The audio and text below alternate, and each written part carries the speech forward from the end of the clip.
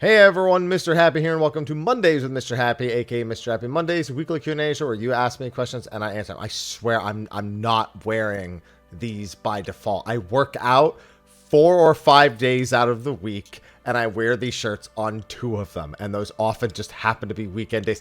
I will say that I was somewhat motivated to do it on purpose this week, although I'm wearing one of the darker ones, because I did back day today, which is when I normally wear this. And I'm actually recording this Saturday night. I was just sitting around and I was like, I don't really have anything I'm doing right now. Maybe I should do my weekly Q&A. I was like, wouldn't it be funny if I did it because I'm in the thing? Yeah. So I'm doing this Saturday night, which means if you asked a question on Sunday, sorry, didn't see it. I was just, I don't know, I just wasn't doing anything. So it was like, Saturday night, Sunday afternoon. Is it really that big of a difference? You know what I mean? So yeah, that's what I'm doing. And yeah, we actually had a pretty steady flow of content this week. And I have I don't know if it'll be a steady flow, but I do have a handful of videos coming this week. Probably, I need to get back on the Final Fantasy 14 mobile stuff. There's one more Final Fantasy 11 video I wanted to work on. And then there was, right. And then I'm trying to put out some videos on some of my RPG backlog. A video that should be out by the time I release this. Should be out on Sunday, like Sunday afternoon, Sunday evening. Is my review on Fantasia Neo Dimension. I'm also currently playing through I'm playing through East 10 Nordics right now on stream, and I will be trying out Tales of Grace's F next week. And the goal is whenever I go through an RPG in my backlog that I post something for it. I also really want to post some more trailer-related stuff for RPGs because I play a ton of RPGs on stream. And I don't really draw attention to that anywhere on my YouTube channel. Because my YouTube channel is so largely focused on Final Fantasy 14, but I'm in a position where this year I can kind of try a few new things content-wise. They don't all need to be like quick, you know, kind of unedited messes as much. So I can actually maybe talk a little bit more about that kind of stuff on the channel. Thinking about doing that on like Sundays whenever I have something that I want to do that's appropriate. Because it's like I'm free from like 6 years of financial whatever, the situation with my mother that I was dealing with for years. That's pretty much like remedied and fixed, and like all my finances are back in order in a way that I don't really need to stick to exactly the reliable things that I've always done. I still will, because why would I not make those pieces of content like I have for all these years? I didn't just do it for that reason. I just didn't do anything else because it would take time away from doing those things. So I kind of want to at least do a few things occasionally where I just get to kind of rant on about how I feel about any particular game. So the Fantasian review, which I don't expect to do particularly well, should be out by now. Go watch it if you haven't. And I'm probably going to do something quick on Tales of East. I keep saying Why do I keep saying Tales of? Because A, I'm recording this at 9 p.m. and I'm tired. I usually go to bed in about 45 minutes to an hour. And B, because I'm playing Tales of Grace's F like this Friday, and when I opened my browser to make the video, it knew, and like the default page was like latest trailer for Tales of Grace's F. I was like, stop reading my mind, technology. East 10 Nordics.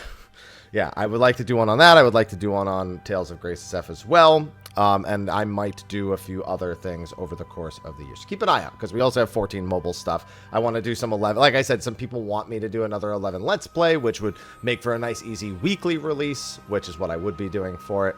And so we've got some stuff. Once, you know, January, it's like I said, I'm going a little slower, but after that, you know, we'll wind up and we've got plenty of things to do throughout the year. 14 mobile, 11, Final Fantasy, Square, whatever. I'm just going to be doing what I do. So with that, let's get into the Q&A, because like I said, it actually is pretty late here, and I don't really want to skip out on questions if I don't have to. So, yeah, thank you for asking questions. If you did last week, don't forget, and I really have to start saying this at the start of videos like I am now, make sure to ask your questions in the comment section below. That's where I get the questions. If you have one to ask, that's the place to put it. I don't always get to all of them, or there may be ones that I'm not like wild about taking, but most of the time I answer like 95 to 99% or 100% of the questions that are in the comment sections. Even usually, you know, point out a few comments here and there as well. Also, this video is going to have a sponsor. Magic Spin's going to be back again. You know, I've been working with them for so long now, you should all be used to it, but they're going to sponsor this video, probably next week's Q&A, and one other video on top of that for the month. So I'm going to let that play. All my other usual links are also in the description. Don't forget. But we'll play the Magic Spoon ad, and then I will get to my Q&A. Before the video kicks off, though, we do have a sponsor, Magic Spoon. Yep, new year, but Magic Spoon isn't going anywhere. I always say that I'm excited to get a better variety of protein options in my day just to shake things up, and Magic Spoon's delivered with cereal and treat bars. But this month, they sent me a new product on top of that, granola. I was so pumped for it, I may have eaten one of the bags before recording this. Oops. Either way, between that, the treat bars, and the cereal, I'm swimming in options now, and they all taste awesome. For the granola, I don't know if I like peanut butter or honey almond better. It's a tough choice, but they're both pretty good. So if you'd like to try Magic Spoon while also supporting the channel, then click the link below to get some today. Build your own custom box of products with tons of available flavors to match your daily needs. Best of all, use my link and discount code Mrhappy to get $5 off your box. You can also buy it at your local grocery store if you prefer, or even on Amazon.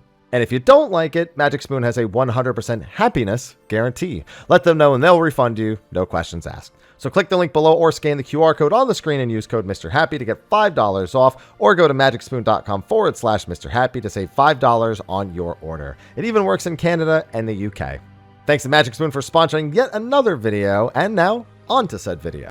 All right, first question, hashtag Mr. Happy Mondays. Good day, Mr. Happy. Good day to you. First time question, long time viewer. Welcome. My question is with trusts. All right, I'm not a super big expert here, but I'll see what I can do. I believe at the end of some expansion, the NPCs themselves got their EXP gains buffed. Shadowbringers got them buffed in 5.1, if I recall. I don't have in my memory banks other adjustments. They might be there, they're just not in my brain. Want to level them up for the Dawn Trail achievement, would rather wait if the process will be faster. It's pretty fast now from what like Dawn Trail is basically the buffed speeds right from the get-go from what people have been telling me, but that's secondhand knowledge because I haven't done it at all this expansion. So I really can't give you anything solid without me pulling up individual patch notes, but that's what I would recommend doing. Like if there is a pattern to what they did, then it would be in patch notes. And so you can usually get that information by checking. I would check the 5.1 notes. I would check all of the 6.x notes. Literally just open the notes, Control F Trust, Trust, and whatever you get, just do that. You could also check the in-between patches just to be safe, like the 0.1s, 0.5s, etc. But just do that because like this isn't something that I just have readily available in my brain. So this one didn't have a hashtag, but I saw two different I don't know, I just kind of, as I was scrolling through it, it had like bullet points. So I was like, is this a question? I think it is. Hello, Mr. Happy. Hi, Happy New Year. Two different topics. First of all, it didn't have a hashtag, but you said hello. So you're winning over some of the people who use the hashtag. One, what do you think about this idea? Multi-expansion exploration zone with zone gear and progression? No. I feel like this is value in reassuring players that mid-core content is coming. They can have another opportunity to tell a longer story. So the second part, totally valid. You don't have to do a multi-expansion exploration zone to do that. There's a lot of problems with this. Number one, as soon as the next expansion comes out, no matter what you did in that exploration zone in the previous expansion, it is now useless. That is the bottom line. As soon as you go into the start of the expansion, the only reason to go back and do the previous one would be either to level or because you didn't do it and you want to complete the content, because the item level jump is going to be too significant for it to keep up. Number two, it doesn't actually address the core concern, and that is the release schedule. Just because it will continue in the next expansion, there's no sort of guarantee of when. For all we know, they could do this and then release the first part of the next expansion at the same timing they're releasing like Crescent Isle now, which is in the 0.2x section. So it doesn't in any way put onus on the dev team to alter the release schedule on a surface level. Now, telling the longer story is fine. I mean, Bozia was effectively telling the longer story of the events of Return to Ivalice and connected a lot more pieces together. And while those are two different styles of content, you know, something expanding over multiple expansions is pretty standard for Final Fantasy XIV. I mean, we had an entire 10-year MSQ that basically did just that, as well as, in a sense, an epilogue with that of Pandemonium. So that part's fine, but this doesn't achieve what I think you actually set out to achieve. It doesn't reassure anyone of anything because they still have to wait for the content to actually be updated, and it would be on the devs to ensure that they are updating it at a schedule that is more in line with what the community actually wants. Number two, what do you think about the creeping skill of the high-end players and the ever-increasing difficulty of onboarding new players for raiding? I don't think that onboarding new players for raiding is anymore. If anything, it's only gotten easier over the years. Endwalker was probably the easiest it's ever been. And Dawn Trail is not really any harder. I mean, I know plenty of people who literally have never done a raid tier before Dawn Trail and have been celebrating their first evers in a lot of ways, whether it was their first ever time jumping into an extreme because they saw some really cool stuff during the MSQ and decided to try out stuff like Everkeep and Valagarmanda, or people who have never touched Savage before. I know plenty of people who also achieved their first ever week 1 Savage tiers, their first ever on-content ultimate clears. I feel like it is the ideal time to onboard players for raiding, and it's not getting harder to do it.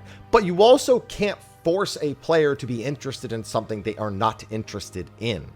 So the bottom line is that Final Fantasy XIV kind of has an upper limit of about 25% of its community that has some sort of interest in higher end content. I'm sure there are tiers releases that maybe fluctuate a little bit above that number, specific encounters that maybe fluctuate, or things that have just been out so long that more than 25% have cleared them, either gone back and unsynced them for rewards or something along that line. But I don't think that it is becoming more difficult to onboard new players for raiding.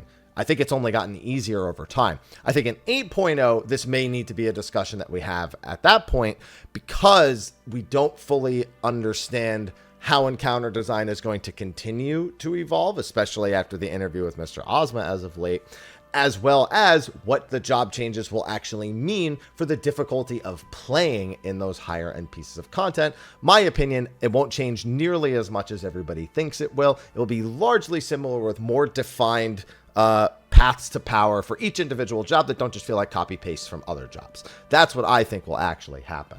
But I just don't think the interpretation here is correct that it's gotten harder to onboard new players. I think it's gotten easy. Hashtag, oh my goodness, this okay, I gotta give the credit. Somebody formatted their question. I love this. Hashtag Mondays with Mr. Happy. So they're referencing something I said at 3648, but I guess I'll just read the thing.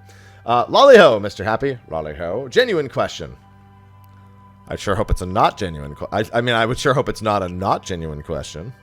It's really fair to say we're in a content drought. I feel like there's a lot of that available to clear and then farm. Are regular players actually clearing and completing their farming of everything available within a month of dropping? If so, then we have a disconnect between how fast players complete content versus how often new content drops. I don't think that's where the disconnect is, but I'll read the rest of it before I elaborate. Are players choosing not to run content that's available to them and then calling it a drought? 1 Alliance raid, 1 Unreal, 3 Extremes, 4 Savage fights, 1 Chaotic, 1 Ultimate, 5 Roll quests cannot be farmed. Treasure maps, hunts, Wachi Meki Meki also cannot be farmed. Custom deliveries, it's 10 minutes a week. So, in Final Fantasy XIV, listing out everything that's available is not a good counter argument to content drought. So, content drought is largely about gauging. You can't just gauge how fast players complete versus how often new content drops, or, as you've said, choosing not to run content that is available to them and then calling it a drought. There's an element there that you're missing from the equation, and that's interest in the content. So I just said in the question before that you have an upper limit of about 25% of players who wish to participate in more difficult in-game content.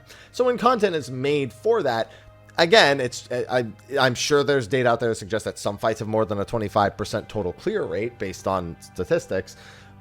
You are effectively capping the number of people interested in that, because not all 25% are going to do these activities that you've listed here at the top: Ultimate, Chaotic, Savage, Extreme, Unreal, Alliance Raid. And not all of them are going to do them multiple times or log in specifically to do them. Just because you can do an Alliance Raid once a week doesn't mean you necessarily need to if you've been doing Savage for months on end. Maybe the gear doesn't appeal to the look that you want cosmetically. Maybe you won the rolls on the Nano Lord or the Triple Triad card early. Or maybe you don't care about the music because you actually own all the music like I do. I buy all the soundtracks. I don't need to technically have the soundtracks here. And when I buy the eventual Dawn Trail soundtrack that has these themes in it, I'll get these ones as well. So I don't need the in-game orchestrion to actually be playing it.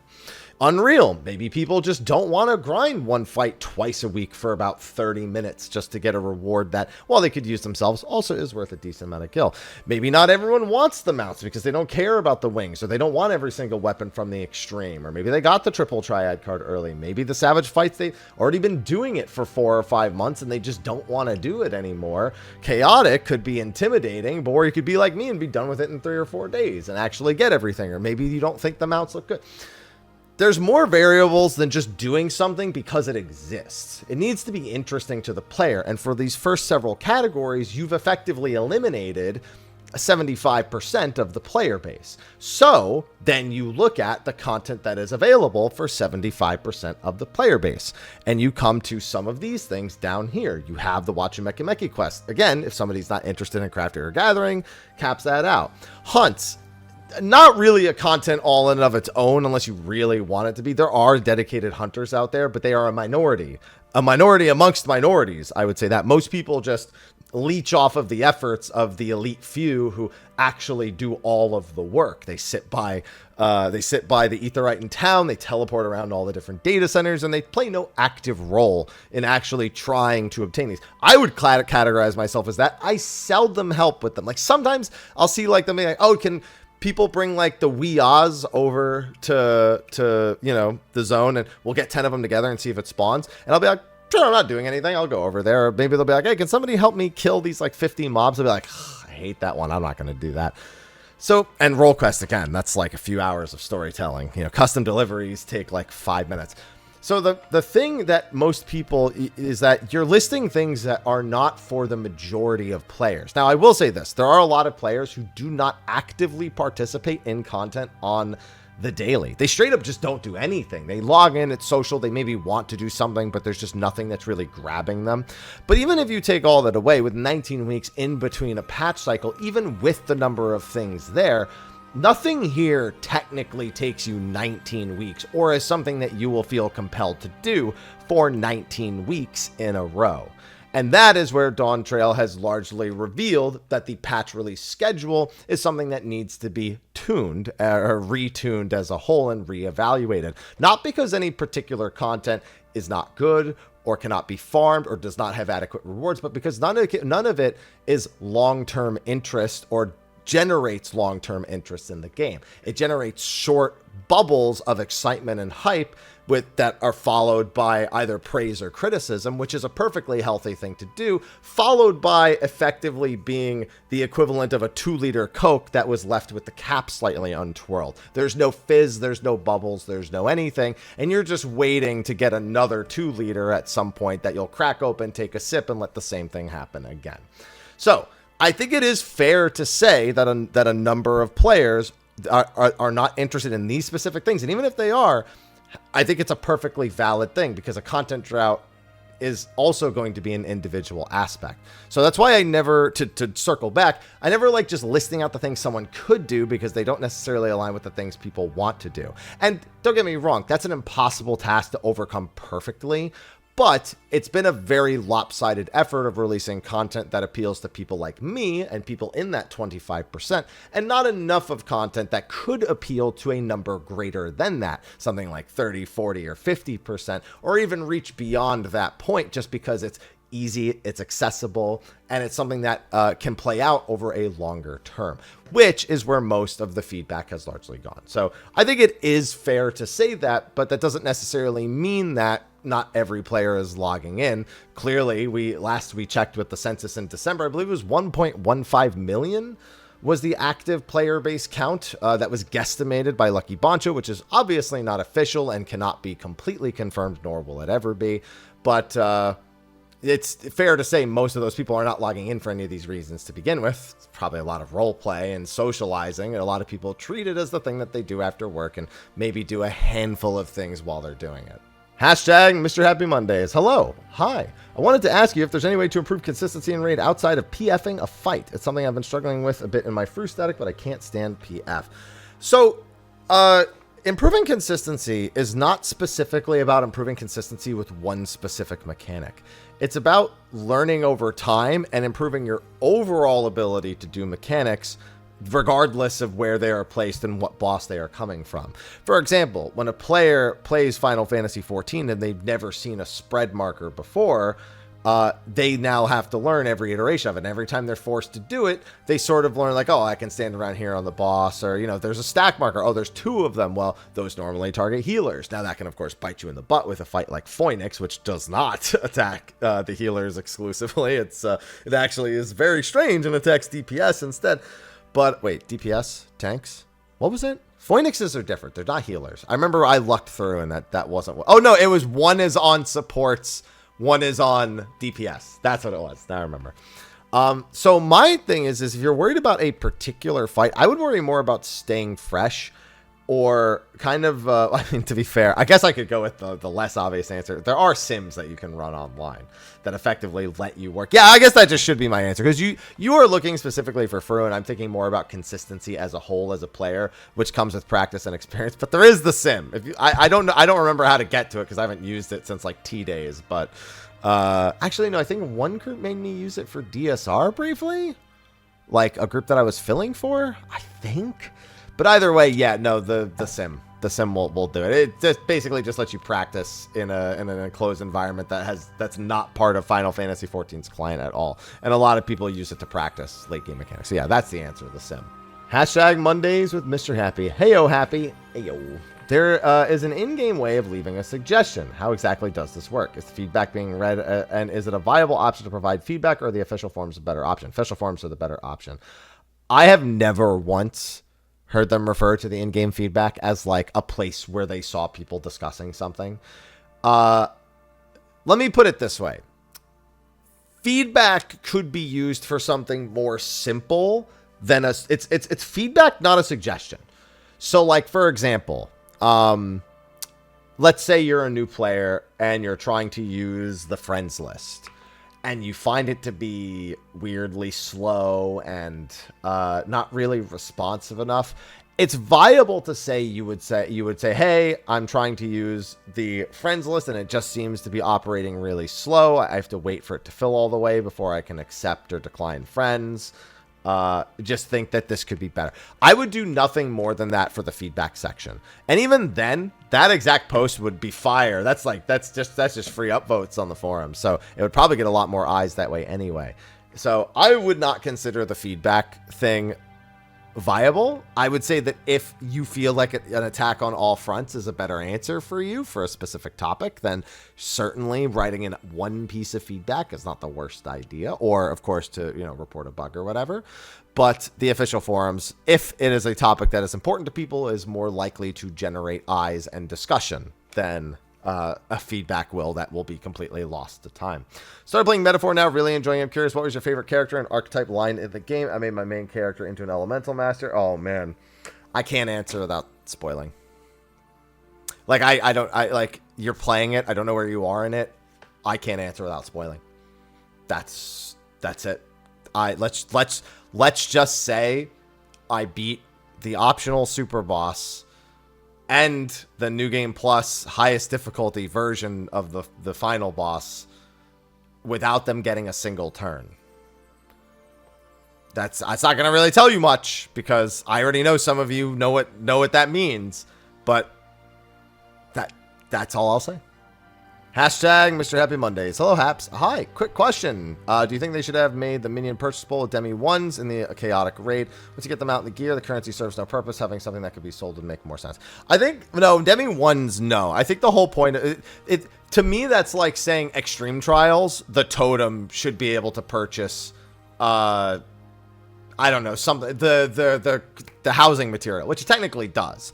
The big question, and this is the difference. The big question is, do they release crafted chaotic gear that's shiny at some point? Because remember, all the extremes, you can rebuttal me and be like, well, you mean eventually they, you can buy them with the things and then you descent them into the crafting material. And then you craft the special glowy. What if the chaotics eventually have crafted glowy armor sets?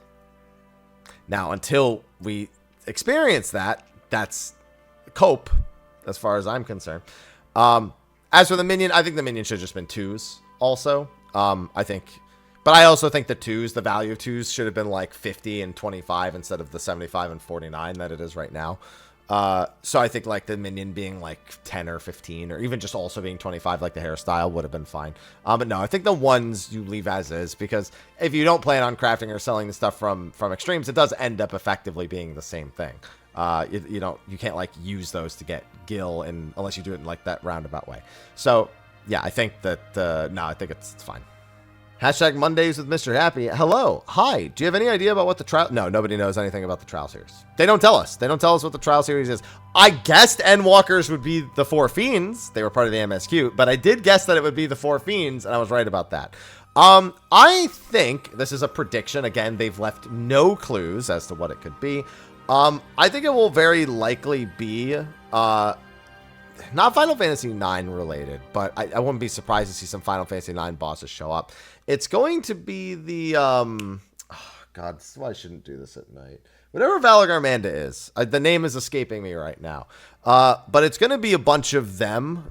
You know, it's funny. I was preparing to do the Final Fantasy XI video, and they have these massive beasts called Nakuls. And that name is stuck in my, like, I can't get the 14 name for the Taral Vidral. There we go. I got it. I was like Taral Vidral. It rhymes. That's how I remember it. Yeah. I think it might be a series of like extra deadly Taral Vidral, but that's speculation. They don't tell us about the trial series until we start getting live letters for the 0.2 patch. Hashtag Mondays with Mr. Happy. Hey, hello. You mentioned FanFest being this year. I was wondering, when do you think it will be this time around? Do they usually stick to US, EU, JP? No, they've done US, JP, EU, I think, once? I don't remember, but they've done it at least once. Ivy. So, Ivy's over here on the side. You saw me pick her up and take her off the lap. I have my chat box, and it's like currently stuck in like a loading cycle for some reason, and so it's doing the little vroom, vroom, vroom. She just swung at it on my other monitor. I've never seen her do that. I've never put it over there, so I guess that's why, but she just swung at it. She just swung at the little loading circle like it was a fly or something. When do I think it'll be? I think we're looking at like a fall winter timing. I'm hoping October or November. I'm really hoping October, because November, don't want to do that. So yeah, that's what I'm thinking. We'll be in or winter. Yeah, honestly, it depends, because 0.4 is anywhere between December 16th and I think January 23, 30. Like, what is that? So that's 30th is a Tuesday, 31, 1, 2. They'd probably wait another week. Like I'm sorry. I'm dumb. I'm thinking of the patch. Patch would be, what is that? January 6th. So it's between December 16th, 2025 and January 6th. And the 0.4 patch is normally around when we start expecting it. So it wouldn't be too surprising to see it be January or February. So it may not actually be this year, is kind of my point. It may actually be in the middle of winter, but at the start of 2026. But I expect it to be between October and February. And yes, I do expect the US to be first. It'll be sometime in March. I'd say if it's like January, then it would probably be April instead. I don't remember what the pattern is. I think it's normally like 2 months between each of them most of the time, but it's never been consistent. Bro, NA and EU for the first ever FanFest were a week apart. Soken was on my flight going from Vegas to Newark. He was dead. Like, he was just like, just out cold from his travel schedule and all the work he was doing at NA. I'd have to look it over to be completely consistent, but yeah, I mean, what I'm saying about now is about an expectation I think is within reason. Hashtag Mondays with Mr. Happy. Good morning. Good evening. Morning. Well, if it's morning on the East Coast, I guess that counts. It's always morning somewhere. I quit 11 back in 2015, right before Vagary dropped, so I missed out on a lot of newer endgame content. I heard Master Trials are ridiculously hard and take months of prog just to beat. Wondering how these fights can be so hard. Back in my day, we had challenging fights like Delve, Legion, and higher end BCNM, so very difficult, but can you explain how these new fights can possibly be so hard when most of the 11 fights are just melee Zerg? Well, A, you can't melee Zerg them. You only have 6 people, and they normally consist of like 7 to 10 bosses in each of them. The most recent one I think is 9 bosses, and then you have like the original Crystal Paradise one. I'm sorry, Crystal Paradise I think was like what 7 bosses, and then and then you have Odin and Alexander. What is that, 11 bosses for Odin and Alexander? There's 9 Valkyries, right? Yeah. So that would be just 11 bosses, and it's only 6 people.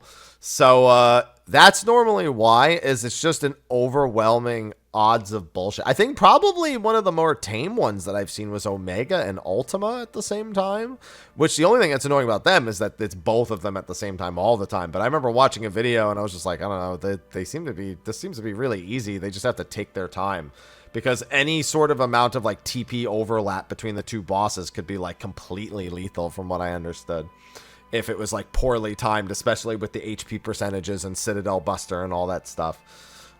So yeah, no, that's why I want to make a video on it, because the most recent Master Trial took 10 months, and there's a good reason for it, because it was fucking nonsense. That's what they do. They just make all their encounters fucking nonsense nowadays. That are, you A, can't zerg them, and B, they're just like, the odds are overwhelming, and that's because the players are capable of a fucking lot now. Like, I get it, but it's still ridiculous, like, what the most recent Master Trial required, or at least what the team figured out doing. It's just, it's absurd. I have to laugh. One of the hashtag before this one was just somebody I grew up with in New Jersey. Just being like, hey, yo, it's me.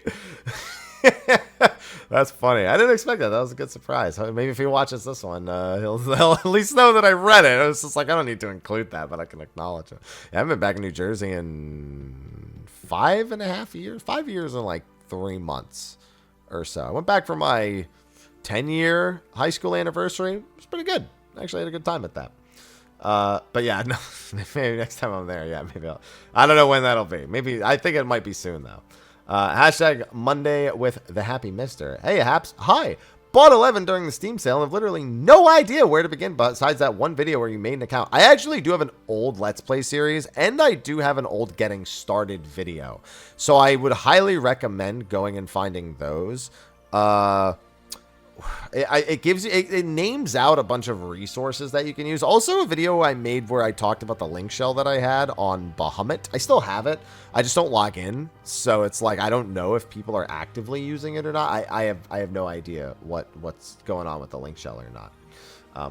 Somebody told me that they got help with people in the link shell like not long ago, and I was like, oh, well that's good, because I haven't been doing that. Make a whole new character. No, there's nothing that can ruin your character anymore. They got rid of most of the stuff that could ruin a character. So, and even when you quote ruined a character, like being a Taru Paladin, like honestly, I knew players who were goated who just played like Taru Paladins. They were like, well, I also have 8 billion MP. So yeah, my HP isn't as high, but who cares? I have all the best gear in the game, and I have literally 3 times the MP of everyone else. So I'm actually a god. So it actually kind of worked around in a different way. But no, yeah, you can't really go wrong like that anymore. Hashtag Mondays with Mr. Happy. Hello there. Hi. I've been trying Fruin PF recently with my stat. I just remembered why I thought to record this on Saturday, because we're trialing people for static tomorrow. Right. Yeah. And that's normally when I would have recorded this. No, I did have a reason for recording this. Yay. It was either that or I recorded it Sunday night. It completely slipped my mind, but reading this question kind of reminded me of it. To work. Okay. So Fruin PF, working with my static on Uwu between tiers, having a really big struggle getting past Diamond Dust, as very rarely seem to get to practice it.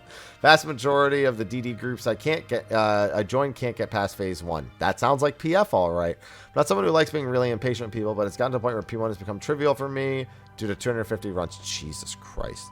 I'm shocked. I guess you're joining groups that say they are Diamond Dust groups, and this is where people get tempted to prog lie, because they join a Diamond Dust group knowing they're on Diamond Dust, and somebody, they keep joining groups that wipe at phase 1 and don't get the Diamond Dust. And then, so you're like, well, maybe if I join a light rampant group and then they get the Diamond Dust, but then you can't do it because you still need to practice. Oh, dude, that's how the prog line begins. It's this exact conundrum that creates it.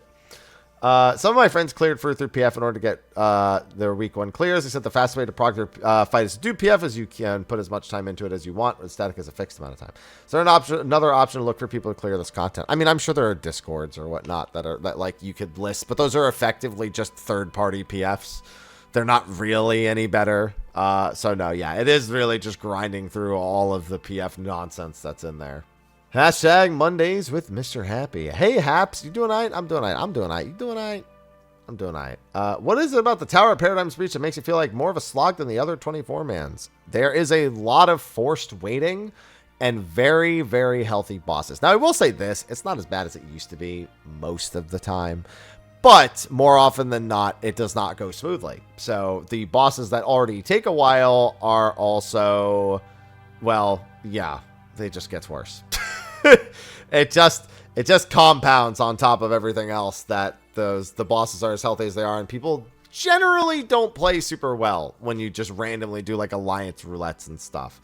But yeah, there is also a lot of like forced waiting, and like you can't really speed up certain sections. So yeah, it's a mix of things, but it's agonizing, and I hate it. Hashtag Mondays with Mrhappy. Hello. Hi. So what is actually implied when someone says they're a mid-core player? For instance, I've seen players regularly clear Savage call themselves mid-core, but I've also seen players who can't figure out simple mechanics and expert that also call themselves mid-core.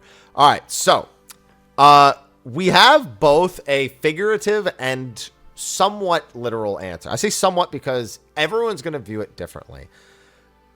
When it comes to casual, mid-core, hardcore, all these things, they're just fancy terms for determining how long you spend playing the game. So, if an activity has an expected engagement time of a certain amount of time, it can be seen as casual, mid-core, or hardcore. Casual is usually something that effectively requires very little time engagement from the player, whether that be on a daily or weekly basis. Things like roulettes in your when you're doing your roulettes, or just hopping in for a quick PvP. Like you can casually PvP and just do a match or two. You're not a hardcore PvPer. You just, that's the thing you like to do, and you do it casually, right? Even if you're really good at it, you're still kind of just doing it casually. If something's going to take a significant amount more time than casual content, it's usually mid-core. Now, that means it's significantly more by comparison, but still not on the upper echelons of time that somebody could spend doing something. This is why, even as the developers call it, extreme trials, early Savage fights, and I specifically label early Savage fights. And you know what's crazy? So I put out the video with the interview with Mr. Ozma, and he literally says that for mid-core, they were aiming for something between Extreme Trials and the first two Savage. I understand the confusion with the term between, especially if you're like a Yu-Gi-Oh player who's had to deal with the absolute nonsense of trying to figure out exactly what they mean on every card. But when he says between, he's not excluding Extreme, saying, oh, Extreme's casual shit. He's saying that's part of, like, the scale, because Extreme to first two Savage tiers, that's kind of just like a bubble that changes depending on the fight design. Like sometimes we get extreme fights that are harder than tier 1 or 2 Savage fights, and sometimes we get Savage fights that are harder than extreme. Sometimes even tier 2 Savage fights are harder than tier 3 Savage fights, you know? So it's just kind of this like amalgamation of the expected time that they expect that somebody will take to go through that content on average. And that's where mid-core is. It's at that point where it's like the number of hours are more than you would spend for casual, but it's not the upper echelon. And when I say upper echelon, it is a lot about, how do I want to put this? It's relative to what is available in the game. There's not like a breakpoint where something becomes hardcore. Like, oh, if it's more than 50 hours, it's hardcore. It's more like, you know, although I will add a caveat to this afterwards. It's more like, oh, well, you know, if you really want to do DSR from scratch, you know, like a lot of the groups that were doing it when it first came out spent, you know, 12 hours a day for 2 weeks. So, you know, 14 days, 150 plus hours on. That's hardcore. That's crazy hardcore. The amount of hours that were put into that. You could also casually do it 2 or 3 hours a day. See? This is why nobody has a solid definition, but the general expectation is the amount of time the content is designed with the intent of effectively getting out of the player to at least do it a single time. You could be hardcore about something and put way more time into it, but that doesn't necessarily mean that that's the thing. It's not even about skill. It's just that often activities of skill, the higher skill they require, the more time they take on average, the more hardcore they are. But you can like go into Eureka and spend, you know, hundreds of hours in that, and it could be really hardcore for you. Or you could go in there and just do your challenge logs every week and just get it done eventually and do it really casually. You see what I mean? So that's the thing about mid-core. A mid-core player, by by Mr. Ozma's own kind of definition, is a player that's expected to spend an amount of time equal to participating in extreme or early level Savage content. So I think the real confusion comes with not hardcore players diluting midcore, but casual players not. I don't know. It's like a mix of underestimating and overestimating. Like, you know how many casual players I see just talk down on themselves? Like, oh, I'm a casual player. I'm a shitter. There's no midcore. That just goes up to hardcore. It's like, bro, like, why is your self-esteem so bad that, like, you just jump immediately into the deep end of being like, yeah, I'm a filthy fucking casual, and this shit, there's no something as mid-core, it's all just hardcore. I mean, at the very least, there's a nuance to the discussion of it, right? But I see a lot more casuals kind of attack the term mid-core than the people who are actually doing raid content, which is just really strange to me. You know what I mean? I don't understand both the putting it on. I'll take a line from one of my favorite comedies. See, you're putting the pussy on a pedestal. That's the second time I've heard that. What does that mean? It's kind of like that. It's like that exact situation. I don't understand it. I can't resonate with it. But generally, midcore is expected that you just dabble in extremes or savage level content, or at the very least spend that amount of time on pieces of content that require the player to occasionally press buttons. Hashtag Mondays with Mr. Happy. Hey, Haps. Hi. Happy New Year. Happy New Year to you, too. I have 2 questions. A fair few of my friends are leaving the game lately, and one of the reasons currently it's just grind like 2 mounts for gathering and hunt, but both being the same price instead just being tiered and chaotic requiring 100. That's a lot of words together. I understood what you meant, but that's a lot of words together.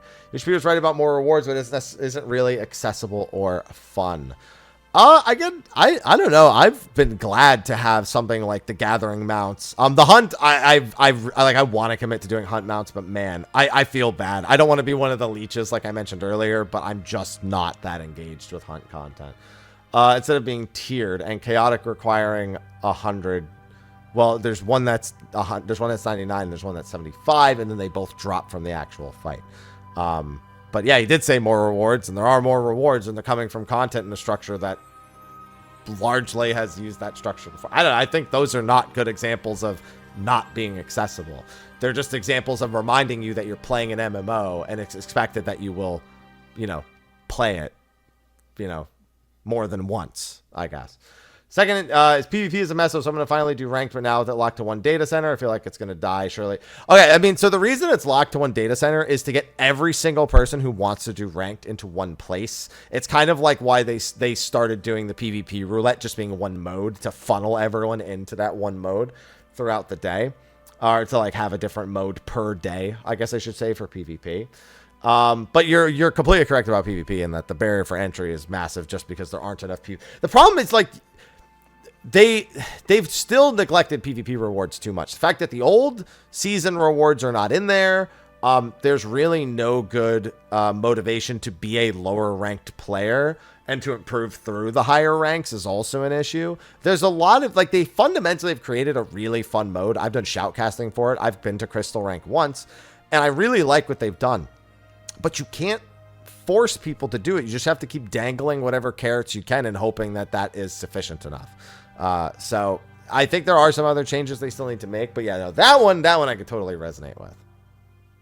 All right, and I quickly scrolled through, and this is the last one that had a hashtag. Everything else is just comments. This is also a block of text. Hashtag Mr. Happy Mondays. Hey, Happy. Hi. Hope you're doing well. We went 100% on hellos this week. Nice. There's been a lot of negative discourse lately, especially thanks to the Gamer article talking about active players, which I thought was hilarious because it was entirely conjecture based on the Lucky Bancho's thing, which was A, not official, and B, still had over 1 million players and was still higher than most of the game's peaks prior to Shadowbringers when the pandemic hit. So that was a really weird source that a lot of people... It's very similar to the Final Fantasy 16 thing. Like, oh, Final Fantasy 16 undersold. It's like, no, it just didn't sell to the upper end of their expectations and couldn't make up for the money they had lost on other projects. So it did not sell enough to make up for those, which means that it undersold their profit expectations for the year. So yeah, it's a lot of selective like reading the headline and then just not going in any deeper. Seeing a lot of negative videos from content creators as well. I think we're pretty much in full agreement about the need to move to more grindy content forward instead of making people wait a whole year before getting to do that stuff. Absolutely. Also, can't help but feel like 14 can really continues to lack really solid world content. Didn't I just do a question about this last week? Fate grind, especially with a full group, is pretty temporary outside of bicolored gemstones. I personally love hunts. The hunt grind isn't nearly as much of a grind now with instances in world and data. Okay, let me put it. I think I kind of said this earlier. The hunt will never be a solution to open world content. Like, it is something that most people hop on trains to, and again, they leech off the efforts of other people to find S ranks. The majority of people do not grind things like the tiger or the new mounts. That is like they are among like the least obtained mounts in the game. I think they really need to look at putting some other fresh content out in the world that's for more long-term players to enjoy. I mean, what are your thoughts? Like, there's nothing you can do in the open world in Final Fantasy XIV that is long-term outside of literally just stick trial bosses in the open world that you would just block away in a trial. And then if players do it, you can see them do it, or you can choose to do it in the open world, which then has accessibility problems because if anyone else is doing it, then you need like 6 instances open and then everyone's spread out, etc., etc. So, like, what's a good example? Guild Wars 2 has a really solid dynamic content window, but it only works, and I'm sorry, I love ArenaNet. They're one of my favorite companies that I've worked with, and Guild Wars 2 is a game I thoroughly enjoy. But the grind in that game for anything that isn't like a crazy grind is kind of dog shit. Like, I've done like the roundabouts where you go to all the biggest active events in the world, and you go to this dragon, and then you go to that dragon, and they come back every 2 hours, and then you teleport to the Heart of Thorns area, and you like hop through the. What's cool about them is at the very least they're very engaged with the part of the world they're in. I especially felt that way about, I can't remember the name of the Heart of Thorns boss, where you're like going through the final zone and like getting to that last sequence with the boss, or like having to, deal with the giant like waves of fucking death coming from that what was the one that they reworked? It was like, it like crawls out of the ocean, and it's like a big, like huge like undead dragon. I can't remember its name, but I remember they reworked it from like when it was made originally, and then it re-released, which was before Heart of Thorns, and they like the re-released version was nutso. They make stuff that's really cool, and it's engaging, and it's fun, but the rewards were fucking ass, and I hated doing that shit because it felt like I both had to do it, should have wanted to do it, and had no reason to do it at the same time. So, like, honestly, regularly, I hate to say this, but the way WoW does it is probably the best, and I hate that, where they regularly develop zones that are specifically made with questing and reputation grinds in mind, because they constantly do it. You're constantly going into the world, and if you join later, then you're constantly going between all of these world areas, which then force you to go through the zone. Like, it's like our beast tribes, but it's just like, they're way more engaged with the actual world. I honestly, that approach is the one that's A, most motivating for me, and B, most engaging for me. Like, I don't want to be like in 11 where I sit in a fucking room for 3 hours and I'll be like, well, dragon spawn. Oh, didn't claim it. Guess I'm going home now. Like, I don't want that shit again. And you can make like the ability for players to spawn open world bosses that other players, but then that comes with the issue again. Oh, I wanted to spawn this boss. Do we need 6 instances split? There's a lot of there's a give and take with every single one, and every single one is like, eventually it just falls into kind of the same flow that everything else is in the game currently. It won't belly up and make the open world something that's like this fantastical mythical place that everyone wants to spend all of their time in.